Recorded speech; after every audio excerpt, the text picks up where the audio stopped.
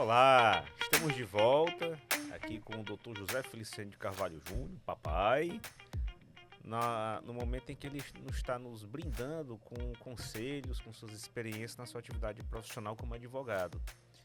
Não é? Assim, situações que podem auxiliar, que podem ajudar, não é? Que servem de experiência de vida em vários aspectos, não só no jurídico, porque o direito lida com o drama humano, não é? Com o direito, com a liberdade, com a propriedade, com a vida. Então o advogado, ele meio que está envolvido sempre com esses valores essenciais da nossa existência em sociedade. Sendo que o advogado, pai, para ele sobreviver, para ele ganhar o seu de cada dia, né? Para ele, como diria o vovô, certamente fazendo referência ao Alberto de Campos, não é? Tirando o miolo da cabeça para comprar um miolo de pão, ele precisa de um elemento essencial para ele poder trabalhar. Ele precisa da causa. Ele precisa do cliente que procure a sua atividade profissional. No outro momento, o senhor já fez alguma abordagem sobre como conseguir isso, né? A gente vai mostrando o trabalho sério, e quando a gente tem um afinco nessa missão, não é? Isso acaba chegando a outras pessoas. Sendo que hoje em dia, não é? Existem vários tipos de clientes. Existem os mais instruídos, os menos instruídos, os mais respeitosos, os menos respeitosos. Como lidar com o cliente quando o cliente ele é muito desconfiado? Meu filho, hoje o mundo. Você fez assim, procurou fazer uma classificação de clientes. E eu acho que você equivocou-se um pouco, por uma questão muito simples. Nós estamos vivendo um tempo em que o avanço tecnológico, e graças ao seu Google, onde todo mundo virou doutor em todos os assuntos. De forma tal que o cliente hoje não é mais o cliente de antigamente, não. O cliente de antigamente tratava o advogado de doutor, mesmo que a gente não tenha doutorado. Sim. O cliente tinha uma humildade grande porque ele desconhecia o direito. O acesso dele à informação era pouco ou quase nada da informação técnica, qualificada, jurídica. Hoje o cara entra na internet, o cara faz tudo. Por exemplo, eu tenho uma demanda hoje, uma questão, que há muito tempo eu venho advogando nela. Talvez seja a única que eu advoguei na minha vida, com mais de 200 pessoas. Em que hoje é o seguinte, uma delas, algumas delas, pegaram e representaram contra o magistrado porque achou que o magistrado estava demorando a despachar o processo. O magistrado, eu acho que está até sensível comigo, pensando que eu eventualmente possa ter orientado, mas não é não. Hoje as pessoas têm iniciativa, cada parte hoje acompanha o seu processo e vê tudo que está acontecendo. E hoje, esse acesso às informações faz com que o cidadão, que é parte do processo, ele acompanhe o serviço do próprio advogado e do magistrado e do aparelho judiciário todo. Sim. De forma tal que não existe mais aquele nível de desconhecimento do cidadão parte no processo. Clientes há de todos os tipos, dos cultos aos incultos. E das pessoas que assim, mentem. Sim. E é complicado você lidar com esse tipo de coisa, dado que a melhor maneira da gente conseguir o resultado de alguma demanda é a gente trabalhar só com a verdade. Sim. Aí você vai encontrar, eu, na minha experiência, o que é que eu faço? Eu atendo o cliente e chego para o cliente e peço para ele escrever ou gravar hoje o que ele está pretendendo do meu serviço. Isso é importante porque isso vai me servir na hora da colheita de um depoimento pessoal. Vai me servir para que eu elabore a petição inicial com a riqueza de fatos que só o cliente domina. Sim. E, de uma certa forma, eu me protejo. Sim. Porque aquilo que eu disser em juízo não vai ser uma coisa tirada de minha própria cabeça ou de meu próprio convencimento. Vai ser uma coisa que seria feita pelo próprio cliente. Vou dar um hipertexto aqui para a gente conversar. E uma vez eu vi como é que funcionava um processo civil em Nova York. Lá, os advogados têm uma espécie de um certo poder notarial. Hum. Então o advogado ouve o cliente, toma as declarações do cliente, o cliente as assina. E o advogado só tem um formulário. No formulário, ele só vai assinar esse formulário, em que as razões do cliente foram o cliente quem disse. Sim. Isso é fundamental para que a gente depois não venha a responder por nenhum tipo de processo disciplinar na OAB ou por nenhum tipo de ação penal, especialmente no que tange dos delitos contra a honra. Sim. Tá certo? Então, primeiro conselho é atender o cliente e pedir ao cliente para que o cliente expresse os fatos dele, Registrando, não é? registrando e, de preferência, numa ordem cronológica. Certo. Para você ter, então, o primeiro material de trabalho seu para poder elaborar a sua petição. Bom, clientes que escondem os fatos, eles um dia serão decepcionados pela decisão da justiça. Certo. E isso tem que ficar esclarecido para o cliente que um detalhe qualquer que ele omita, isso pode prejudicar o direito dele como um todo. Certo. Né? De forma tal que esse dever dessa eticidade do cliente perante ele próprio, perante a outra Sim. parte. Essa é uma coisa que a gente tem que estar vigilante para que a gente não cometa erros em Sim. nome do cliente. E preveni-lo, não é? Exatamente para que ele saiba onde ele está pisando. E das consequências, né? Porque o processo Obviamente. é caro antes de tudo para ele, não é? Isso que o senhor falou me fez lembrar, né, dessa questão que é muito, assim, é interessante hoje o acesso a todo tipo de informação que nós temos, mas ao mesmo tempo isso permite, assim, é meio que a gente começasse de novo a querer discutir questões básicas que já foram superadas, porque muita gente leiga hoje se sente capaz de querer entender de tudo.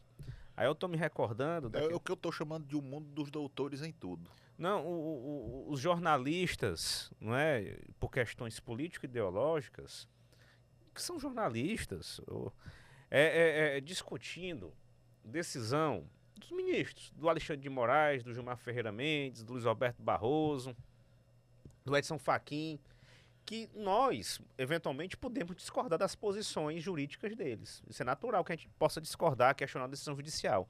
Mas eles questionam o conhecimento de direito constitucional desses indivíduos.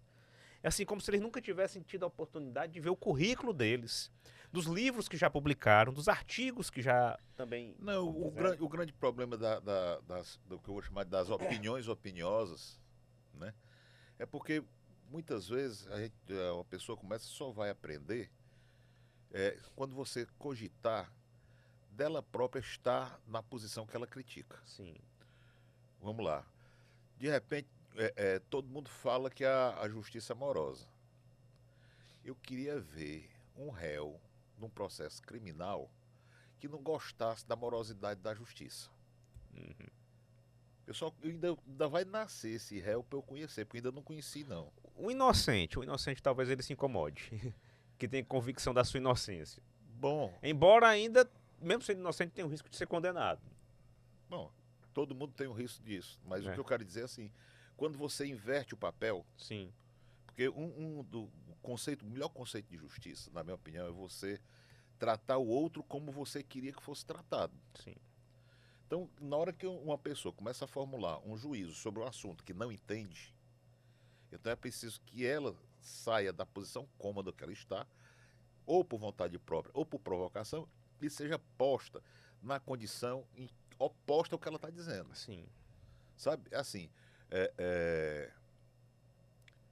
no julgamento que houve aí do presidente Lula, em que o Supremo Tribunal Federal anulou os processos em razão da suspeição do juiz Moro. Sim. Há um grupo que critica essa anulação que o Supremo fez. Mas esse grupo, por acaso, avaliou as condutas do juiz Moro para poder concluir se ele era ou não era suspeito? Sim. Será que essas pessoas, sendo réis num processo, queriam ser tratadas da forma que o juiz Moro tratou o presidente Lula? Pois é. Então, eu não estou aqui dando ou tirando razão a quem quer que seja. Sim. Eu estou querendo mostrar que o tratamento que o magistrado deve dispensar a todas as partes, ele deve ser imparcial, deve ser sereno. Não se admite, combinemos, Sim. entre magistrado e advogado, entre magistrado e Ministério Público. Sim. E a gente vê, né, assim, isso sendo difundido em larga escala como fonte de informação. Assim, assim, a gente que é da área, vendo o povo difundir um monte de informação absurda, criticando as instituições por questão política e ideológica. E isso assim, é preocupante. E isso acontece tanto na esquerda quanto na direita. Sim. E o mundo está polarizado e ninguém pode discordar de mais ninguém, porque quando você discorda hoje, você está conquistando um inimigo. É como se fosse uma questão pessoal do indivíduo, né? E eu acho isso assim, é o fenômeno do retrocesso mental da cultura ocidental. Sim. Isso, aí eu acho emblemático o que a história mostrou, não é? Na situação do comunista Luiz Carlos Prestes sendo defendido pelo católico conservador Sobral Heráclito de Fontoura Sobral Pinto. Pinto. Pois é. Que assim foi uma junção perfeita. Um indivíduo comunista, ateu, socialista, o outro conservador, extremamente religioso. Sim. O comunista foi ser defendido por um indivíduo desse, porque o que estava em voga não era o que um acreditava ou não, era o direito. Era o direito, era a justiça, era o ser humano. Né? E o Sobral Pinto, com toda a capacidade dele, né, defendeu o Luiz Carlos Prestes com todos os meios possíveis, né, para conseguir resguardar sua dignidade, sua liberdade. Mas esse é o papel do advogado. O Heráclito Fontoura Sobral Pinto, para mim, depois de papai, é o exemplo do advogado. Bravo, destemido, direto. Sim. Porque ele, não sei se você sabe, porque ele tem uma peculiaridade dele, que durante o governo dos militares, ele, quando via qualquer coisa que ele discordava, ele escrevia uma carta para o general presidente. E ele externava com sobriedade, mas com dureza de palavras, Sim. ele externava o descontentamento dele. Essa questão, essa postura do Sobral Pinto é uma postura da maior exemplo cívico que se pode ter. Sim. Porque muitas vezes as pessoas chegam ao poder e acham que por estarem no poder, elas podem fazer o que quiserem. Sim. Podem extrapolar palavras, gestos e achar que são impuníveis. E que ninguém poderia lhes observar de um modo contrário. E o Sobral Pinto fazia isso. Sim. Fazia isso com toda dignidade cívica. Era um indivíduo, né, que mostrava o quão legal é nós vivermos hoje, depois de tanto tempo na história da humanidade, no Estado de Direito, onde o que prevalece é a força do direito, né? Não o direito da força. E isso daí é uma bênção. Então, por mais que a gente eventualmente discorde das instituições, na democracia é assim, né? Viver é assim. E ninguém pode viver querendo se impor ao mundo, né? Se nós vivemos numa sociedade, nós temos que entender que a nossa liberdade, ela tem um fator limite. Liberdade de expressão, liberdade de conduta. Ninguém pode ultrapassar esse limite que vai fazer. Se você ultrapassar esse limite, você pode estar ofendendo a outra pessoa que está do seu lado. Sim. Sabe? É uma situação em que a gente tem que entender que para se viver em sociedade é preciso que a gente compreenda e aceite os limites da própria gente. Sim. Agora, pai, assim, voltando para a questão do advogado, né, tendo de lidar com seus clientes, né? É natural, diante da importância dos bens da vida, né, que são objeto de decisões na justiça, guarda de criança, remédio para preservar a sua vida, enfim, propriedade, investimentos, etc., liberdade. Muitas vezes o advogado pode se deparar com um cliente emocionalmente muito frágil. Não é clientes que estejam assim em desespero, ou então de uma carência muito grande, que veja no advogado ou na advogada todo o seu alicerce. Às vezes a pessoa, depois que passa a ter confiança num determinado advogado, se ela vai numa loja comprar um sapato, ela liga para o advogado para saber qual é o melhor sapato que vai comprar.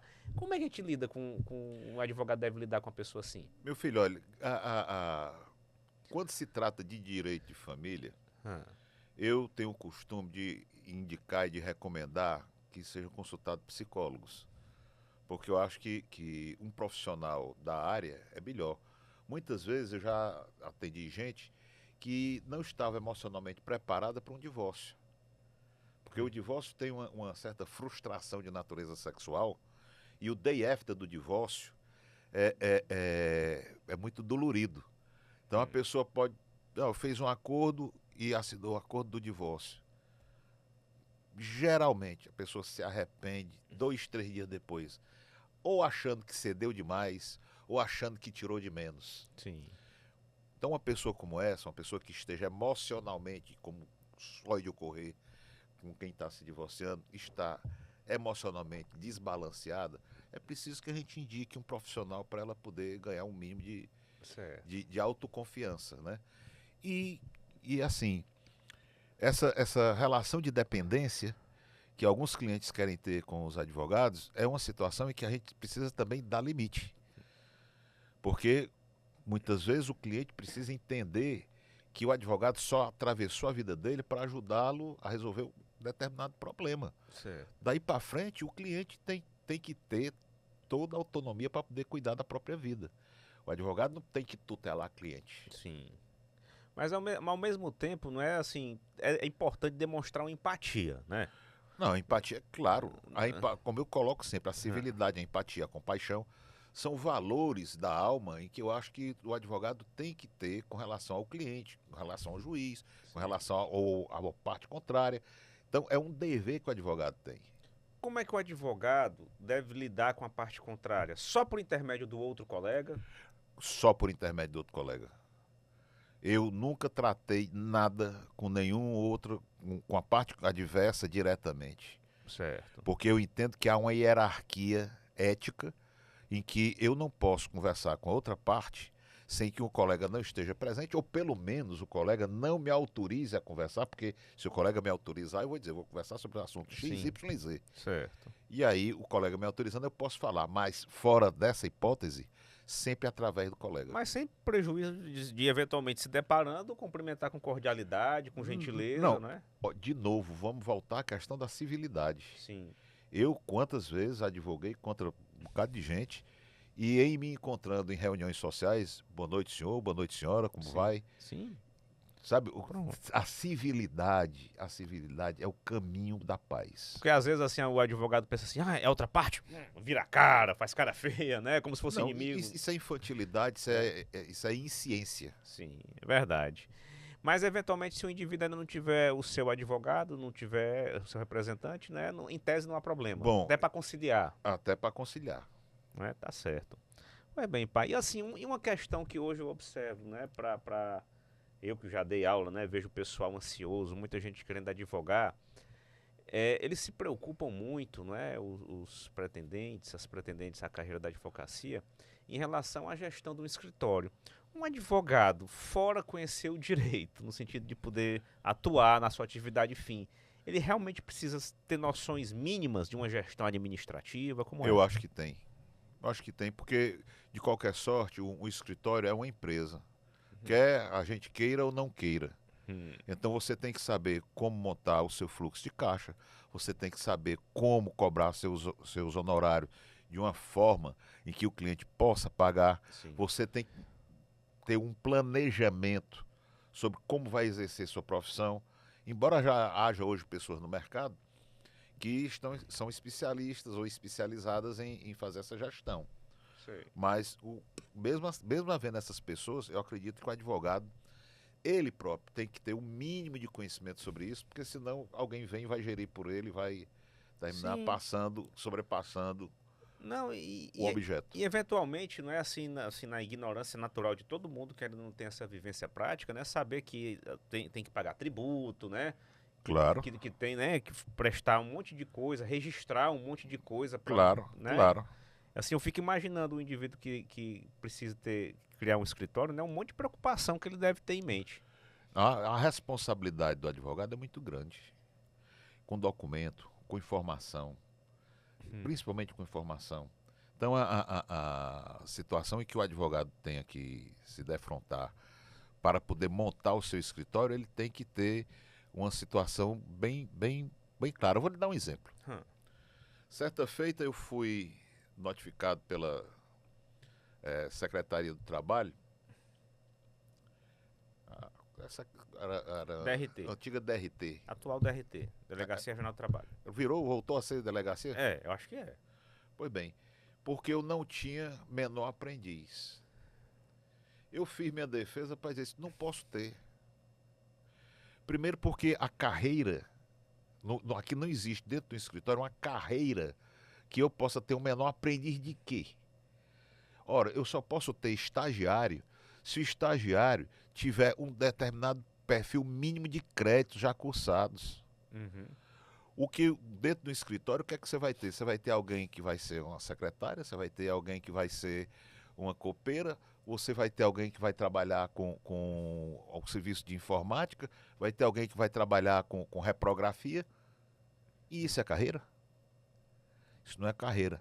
E aí eu não posso ter menor, porque dentro de um escritório as informações são preciosas para o cidadão.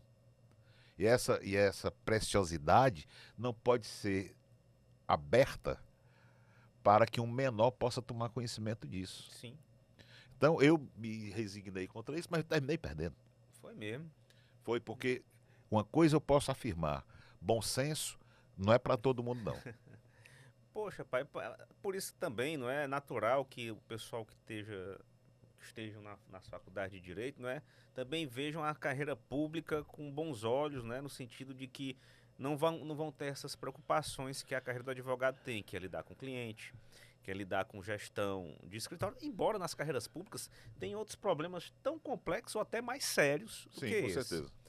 Mas considerando todas essas dificuldades da carreira do advogado, vale a pena ainda assim esse sonho de se tornar um grande advogado, uma grande advogada? O que é que o senhor diz sobre isso?